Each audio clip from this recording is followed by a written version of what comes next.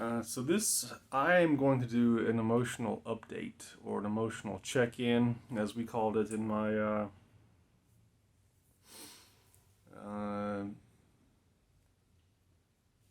substance abuse program. Not my substance abuse program, but the one I went through at the VA hospital in Atlanta. Uh, you want to hear that story? I was a janitor at the VA hospital. Did a program for veterans. They put the veterans to work in this kind of tax exempt type thing where the veterans are viewed as patients being compensated for work therapy. So it's called Compensated Work Therapy Program. If you're homeless like I was, or just having trouble finding work, the VA will put you to work, pay you for it, and you don't pay taxes on your pay, which is not that great for you because you're not the one paying, really. Uh, it's your employer who is paying, but depending on how you look at it, uh,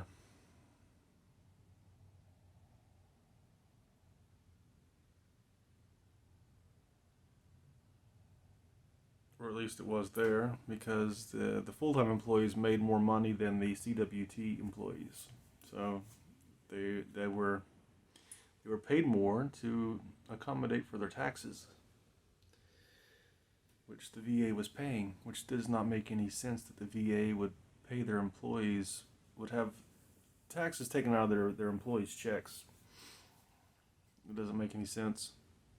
It's the government agency, right? Where do they get their money from? They get their money from taxes.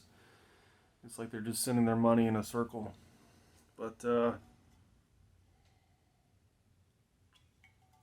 so I got a DUI while I was there, and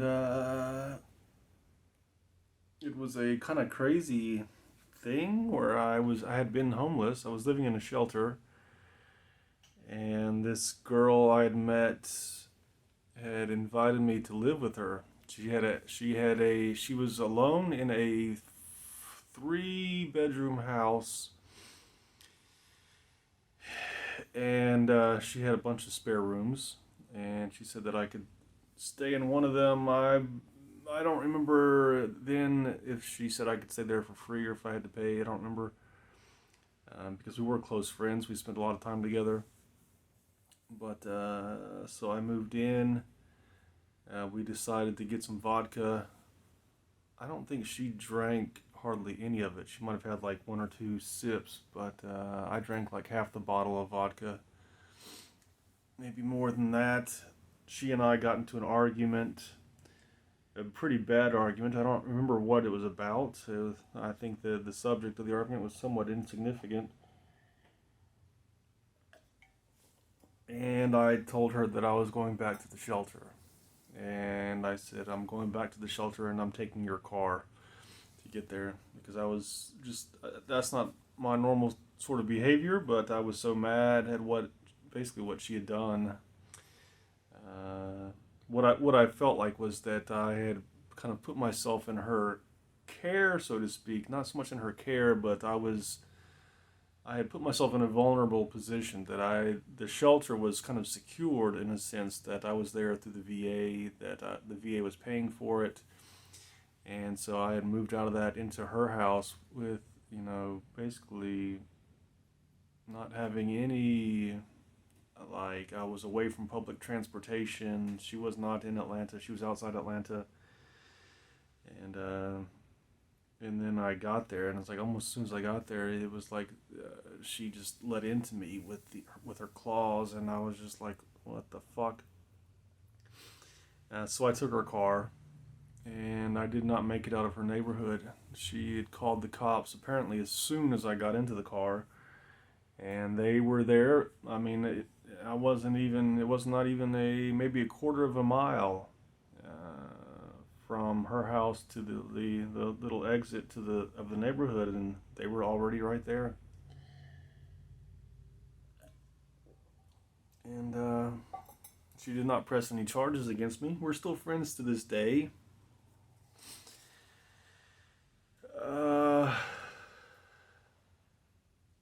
But I did get a DUI, and the VA said, if you want to keep your job, if you want to stay in this program, this CWT program, then you have to go through the VA's substance abuse treatment program. No, what they said is you have to get evaluated by was it a psychologist or just a drug abuse counselor? I'm not sure.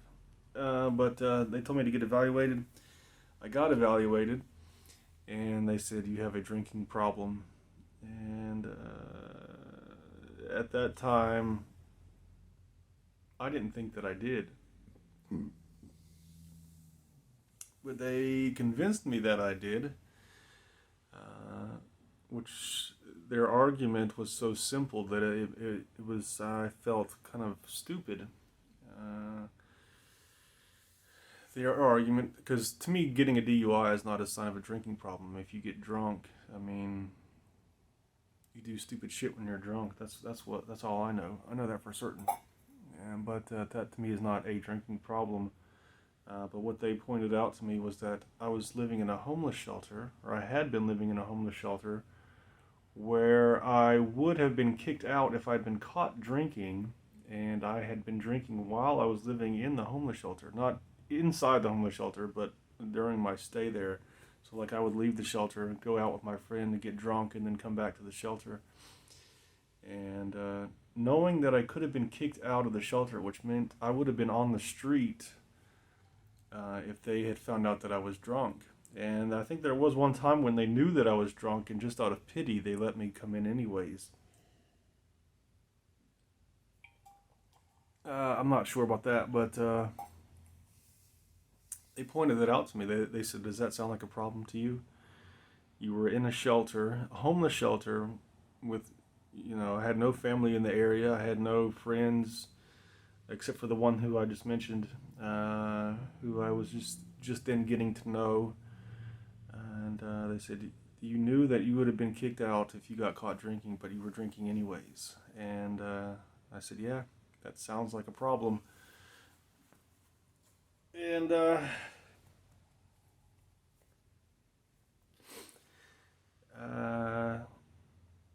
so I went through. They, like I said, they have their own substance abuse program. It was basically just like a Alcoholics Anonymous, but it was the VA's version. It was not Alcoholics Anonymous. It was not a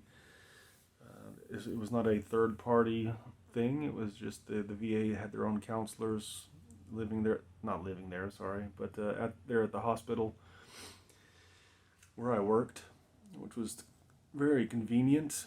And the group met like 2 or 3 times a week, or maybe once a week. I don't remember, but every time the group would meet, we would do this emotional check-in where they would go around the room, and everybody had to basically state in at least one word, how they felt. Now, apparently, that's more difficult than it might sound for a lot of people, because apparently people, I don't know, they just don't really. It's supposed to be an emotional check-in, but if you ask someone like to describe how they feel like on an emotional level, and they say I'm tired, is that an emotion? Yeah, I guess it could be. You could be spiritually tired of life, that kind of thing. But anyways, so that was kind of what I'm doing here, and I kind of maybe talking about drinking is an appropriate thing to do now.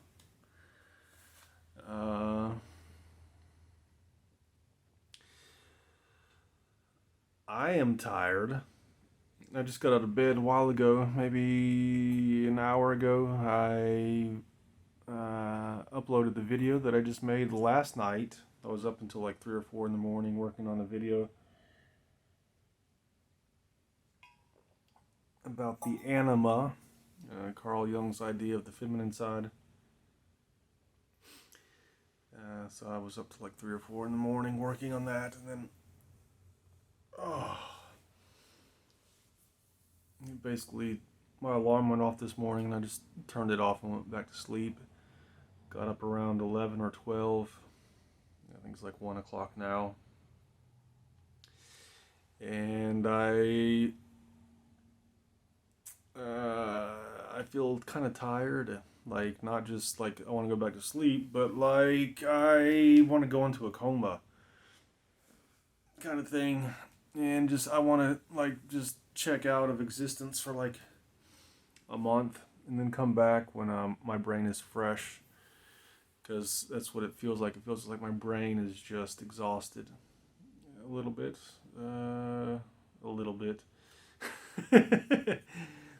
uh, it just feels like I need a vacation. Is what it feels like. It feels like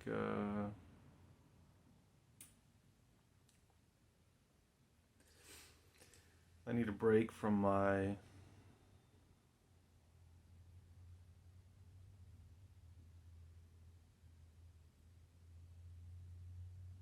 story.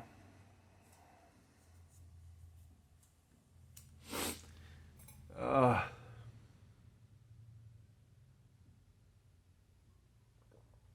yeah. So what is it?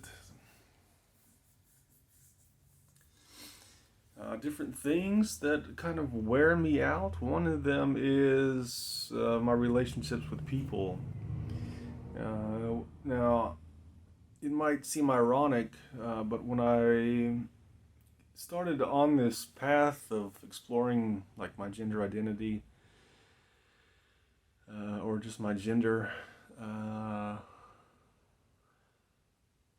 actually had this kind of feeling that like living socially as a woman, that I could have more friends than I did before.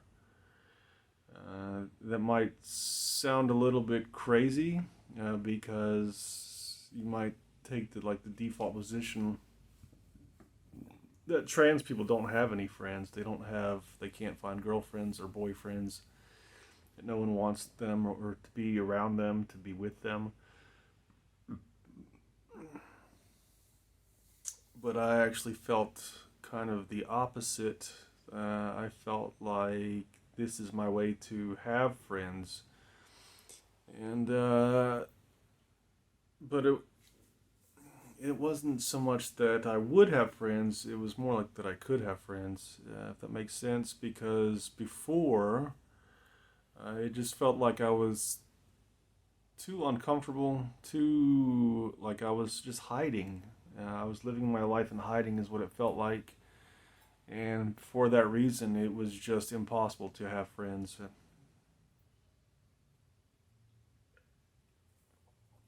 So, of course,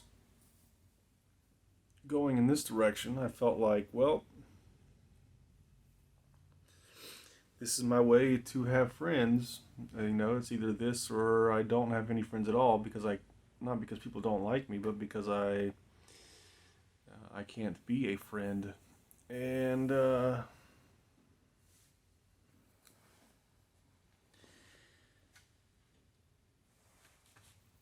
but as you might imagine, can you get off the screen, please?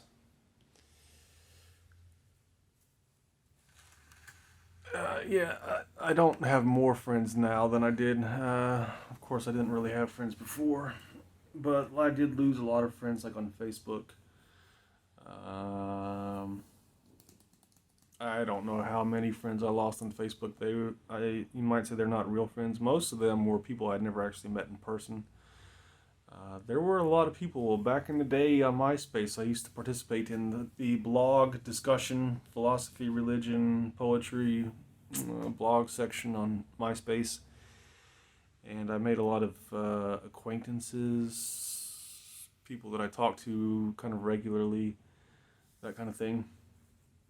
That way, and a lot of them, we carried over our conversations to Facebook once Facebook got big. And for a long time, for a few years, it was there was a conversation going on. It was like I could make a post on Facebook, and it would end up with like 200 comments, just like various people. Sometimes it might only be two or three. Sometimes it might be five or six people, just going kind of back and forth, just on a topic. I'm trying to remember some of the topics off the top of my head. I can't remember any of the topics that we talked about. Actually, they were usually a lot of the topics that I was in were religious, like a lot of atheist versus whatever, atheist versus Christian, or I guess that's really all there was. And that was a lot of it. But when I came out as trans on Facebook, that ended almost immediately.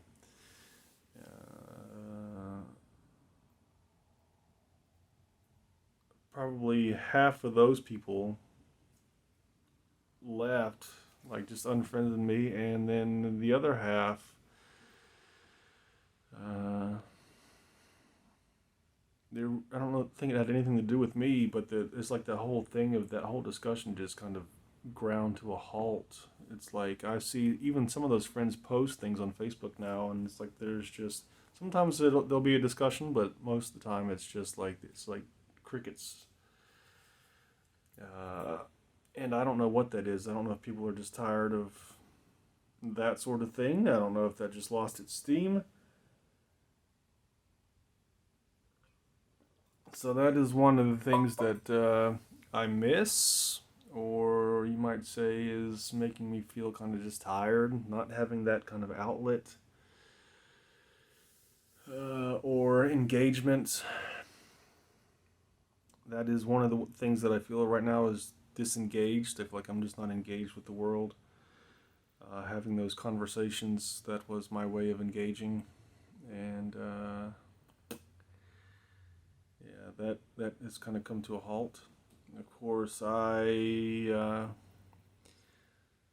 I came out as trans. I lost a few friends. Then I think it was, yeah, I think it was, I did that first, and then I started supporting Trump on Facebook, and I lost even more friends because of that.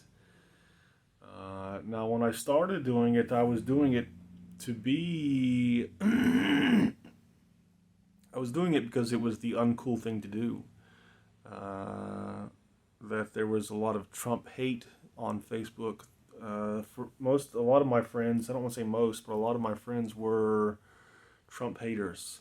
And so, not being a troll necessarily, but just being kind of wanting to give up that attachment to my reputation, to what people think about me, that kind of thing. I just started praising Trump up and down.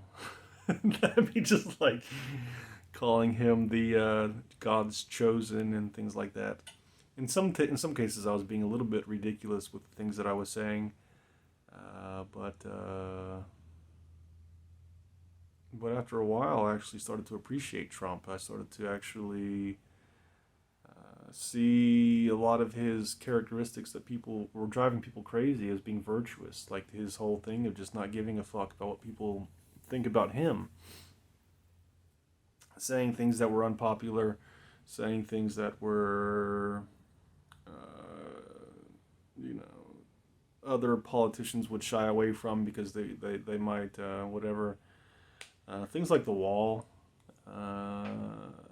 I don't really care about the wall necessarily. I don't. To me, it's I feel like if you're going to have an immigration policy, then you should have an immigration policy, and don't be wishy washy about it. Don't be half assing it. You know what I'm saying? Like either say you're going to have people come in legally and stop people from coming in illegally, or just don't do it at all. So in that sense, I feel like the wall doesn't hurt. And the whole thing of that being racist is BS because the objective of the wall is not to keep people out of the country. It's to keep people out of the country from coming into the country illegally. That's not racism. That is enforcing an immigration policy. But I realized that the way that sounds, putting up a wall, just that metaphorically speaking, if you just walked up to a person or if you heard it as a lyric in a song, like I'm putting up a wall, you would automatically see that as a kind of defensive or antisocial sort of thing. Like in Pink Floyd's Another Brick in the Wall, uh, that that wall is a kind of a metaphor for separation, right? And so that just by itself, even if you didn't know what the wall was for, you might see that as a kind of antisocial thing. And so I get that. But really, and I think just for that reason, my point was that for that reason, or partly because of that reason, that it would be a kind of unpopular thing. Things like the Berlin Wall that was a very unpopular thing. I don't know the kind of the context of that as far as like what the purpose of that was. I don't remember that story very well. Um, like I don't know if it was supposed to keep people from the west going to the east or from the east going to the west or what or both. But uh,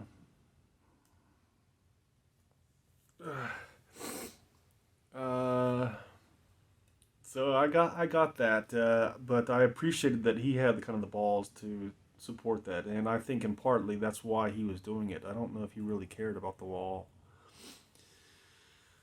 uh, but I lost quite a few friends because of that, and I think that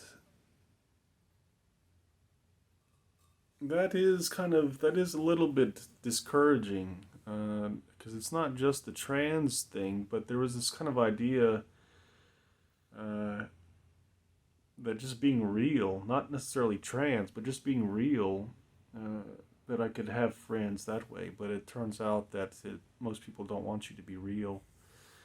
Uh, they want you to be in agreement with them. Uh, it's almost like an American not wanting to be friends with a Russian because they're Russian. They might be the two identical people, have identical ideas or whatever, or maybe whatever, but one of them is from a different country, so they're not going to be friends. That's kind of how I saw it. Is that kind of, to me, it's petty. It's a petty difference. Like if you're not my friend because I think that Trump has virtues that should be emulated, uh, that that is a petty, to me, a very not friendly thing. Uh, so there's that. Uh, then there is the thing of being in love that just wears me out. Like it gives me a headache. Uh, you might think that being in love is all nice and all that stuff, but when the person you're in love with doesn't even talk to you, that, like I said, right now I have a headache, and a lot of it is because of that. I shouldn't say because of that, because there are other things contributing too. But that just feels like I don't know. I feel like I just need like a something. I don't know what. But yeah, so that's 14 years now. I've been in love with one person, and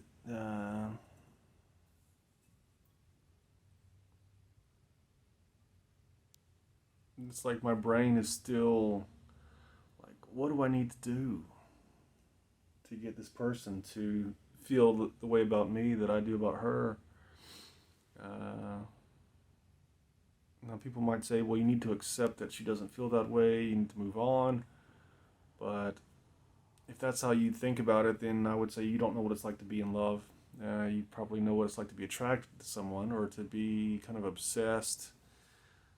But this is one of those things that just doesn't go away. She shows up in my dreams.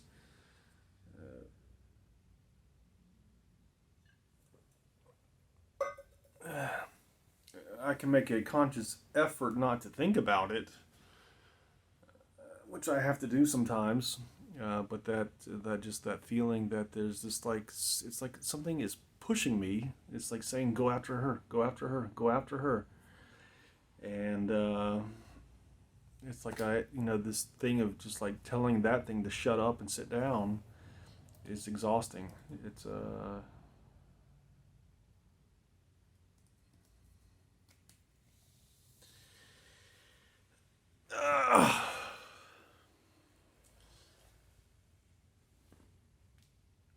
That's what it feels like. It feels like I'm trying to contain like a wild animal, and that does kind of just wear me out. Uh,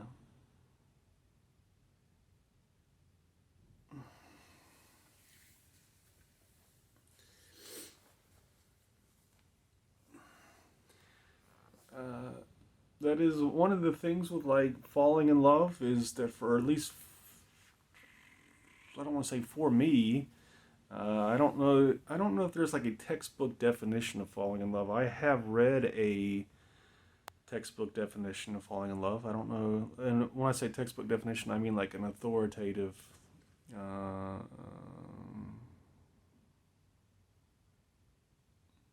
source,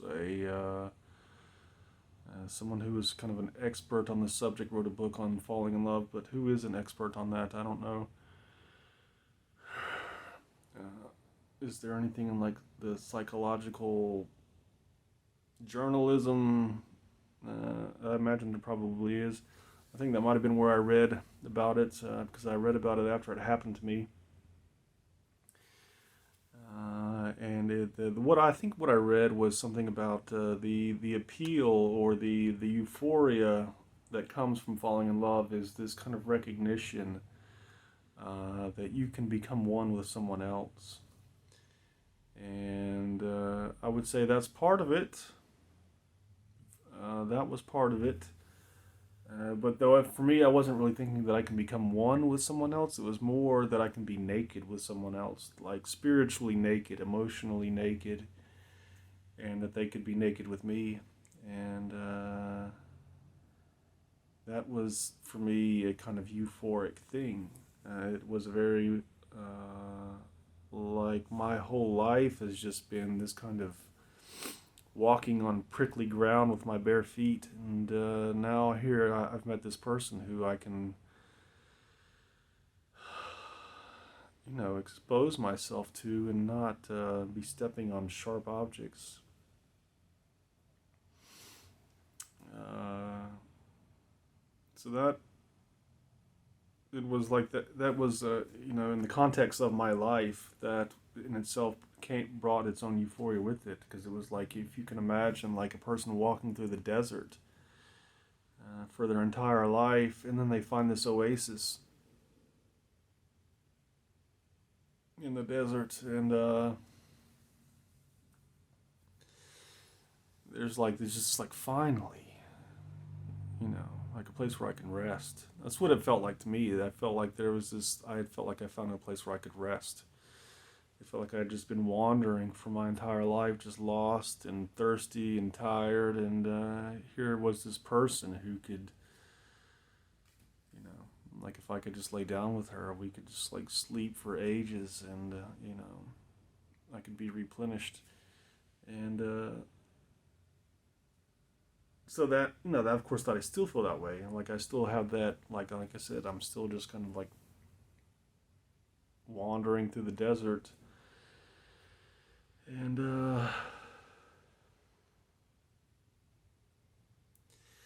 but that also wasn't all of it either. The other part of it was like this feeling of like destiny, that there was, you know, that it wasn't just me who wanted her, if that makes, or it wasn't just me who wanted me to be with her, that there is some like higher force pushing me in that direction. You might call it the universe or God or whatever, but it's like this. I had this sense, like the universe was telling me that this was the reason that the universe exists. And that might sound egotistical or narcissistic, but it wasn't so much that I should be with her that the universe came into existence, but that people who are in love the way that we were in love, that was the reason that they should come together. That is the reason why the universe came into existence. Now, I don't entirely believe that, but that was kind of how it felt. There was this just sense that it feels to me like there's an injustice or an injury being done to the universe by her and I not being together, is what it feels like. And that just, it just compounds my frustration, my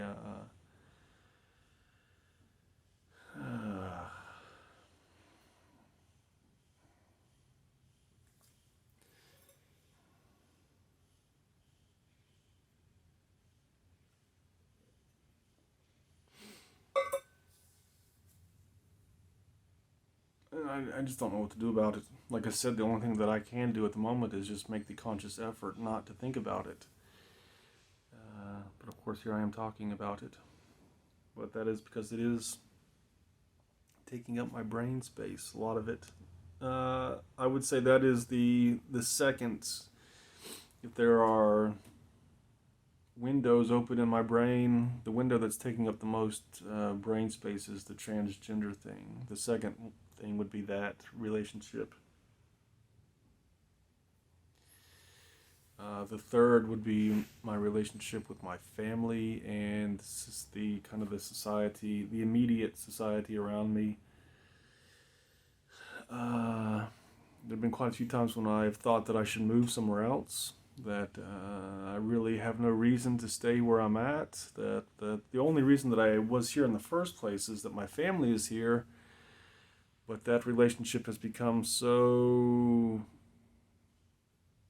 strained.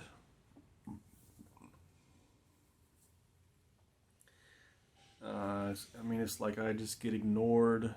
And of course, when I do see my family, I don't even make an attempt to talk to them either. And I'm not really sure what to do with that. Several people have told me not to try to make connections with my family. That is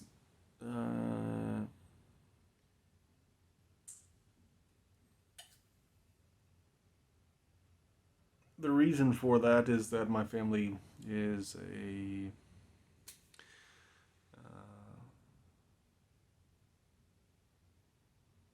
what you might call dysfunctional, I guess. That wasn't the words that like my therapist used, but the thing with that is that dysfunctional families, that emotional connections are not available. So that was kind of the reason why these people, as far as I know, they didn't say that, but they had told me not to try to make connections with my family. One of the persons who, one of the people who told me that did say that they would not be able to give me the connection that I was looking for, which is, I guess, the case for dysfunctional families. And so there is the question of what am I doing here then? If my family is the only reason that I came back here from Atlanta, why should I even stay here? The first answer to that is I don't have. There's really no reason to move anywhere else. well, I take that back. There are reasons to move to other places, like there are reasons to move to Atlanta or back to Atlanta, which is that there are more trans in Atlanta and that sort of thing. But the reasons to move there don't outweigh the reasons to not move there, such as that it's super expensive to live there. Uh, it's not entirely safe. But just the fact that there are more trans doesn't mean that it's safe to live there. Of course, Atlanta and Salisbury are not that far apart in like rates of violent crime. Salisbury, where I live now, is one of the most dangerous cities. Like in North Carolina, I think the violent crime rate in Salisbury is not that far off from the violent crime rate in Atlanta.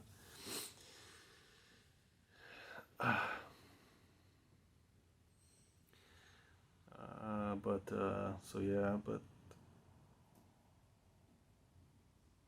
like just moving there would cause its own problems, you know? Because like right now I have a place to stay that's free. I'm not paying rent to stay here and that sort of thing. So there's no giving that up just to be around more trans people. I think is not necessarily a wise decision. If only because in my experience, being around trans people doesn't necessarily help. And in some cases, it can make things worse. Because when you're in an unstable position, the last thing you want is to be around unstable people. And when I was in Atlanta, most of the trans people that I was around were in unstable positions. I don't want to say that they were unstable, but they were just. It's hard to get support from people who are having a hard time standing up on their own.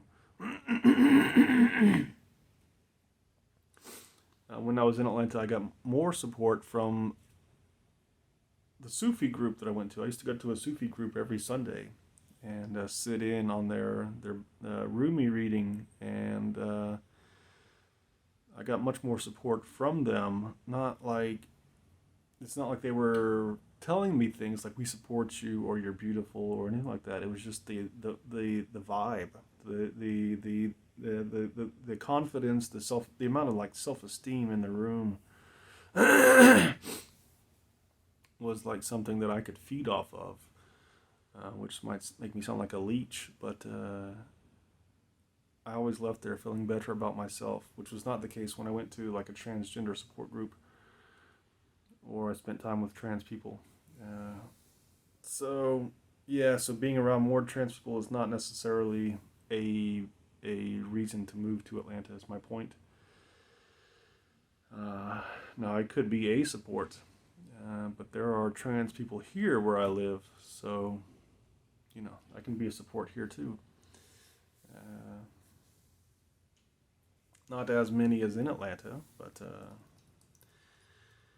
um, so my goal right now is just to get my feet underneath me to, uh, for one, try to get control of my life. Uh,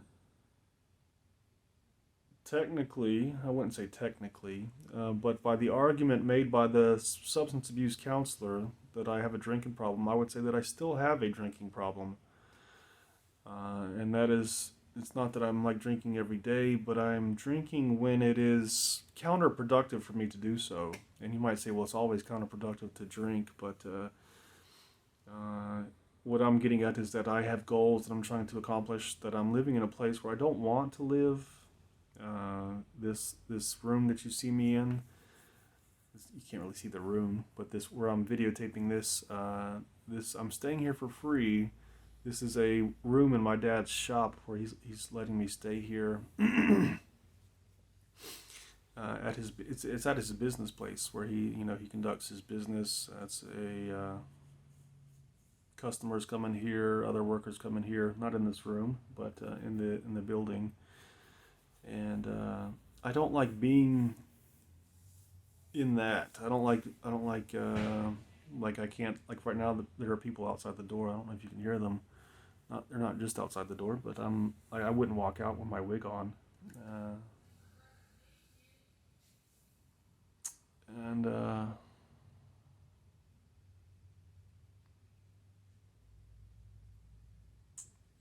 Because I don't want it to affect his business, but I don't like being in that situation. And there are things that I can do to get out of this situation, but if I go and get drunk and then, I'm not doing the things that I need to do to get out of this situation.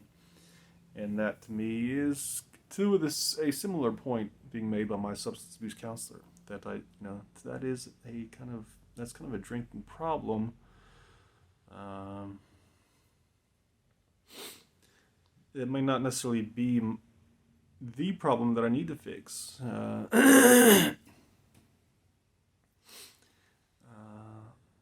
But I feel like I need to stop doing that. I feel like I need to have more control over my life if I tell myself that I don't want to drink. And that is another part of it, is that I've told myself that I don't want to drink and I'm drinking anyways.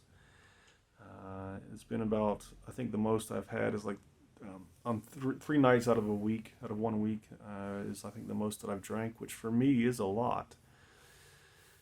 Because even before that, my rule was only, I think twice a week was my limit. And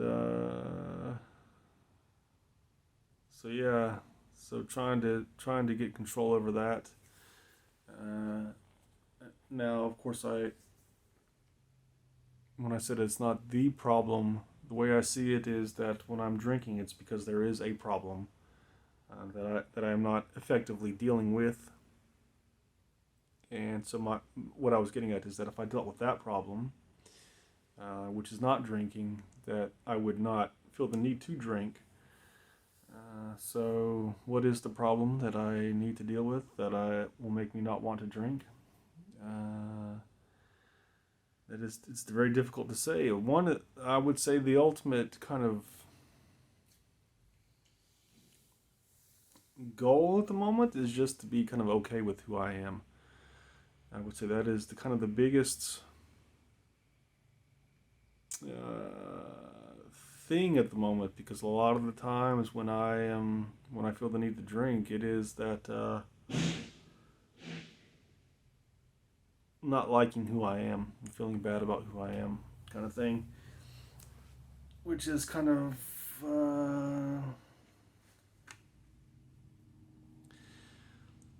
or just feeling like hopeless, feeling like there is no life for me. That is another thing too, is that I don't really see my future. I don't see a future. I don't know where my life is going, and that sort of thing. And that can be depressing. So at the moment, there is basically, it's just putting one foot in front of another. There are things that I have to do, like I want to finish my van and my bus. My bus is in storage. I bought it to put it on a piece of land to live in, but I ended up not buying the land because it was just in a bad neighborhood and it was not close to anything that I wanted to be close to. And but I kept the bus, and it's in storage. And at the moment, I can't live in the bus even if I wanted to. So I would like to get that done, and so that is kind of my life at the moment, is just getting these small goals done, and hopefully a larger life purpose, like long-term goal, will come up eventually to maybe give me some kind of hope that I have a life ahead of me. For right now, just making videos and putting them on YouTube is about the closest thing that I have to a life. So, I don't know.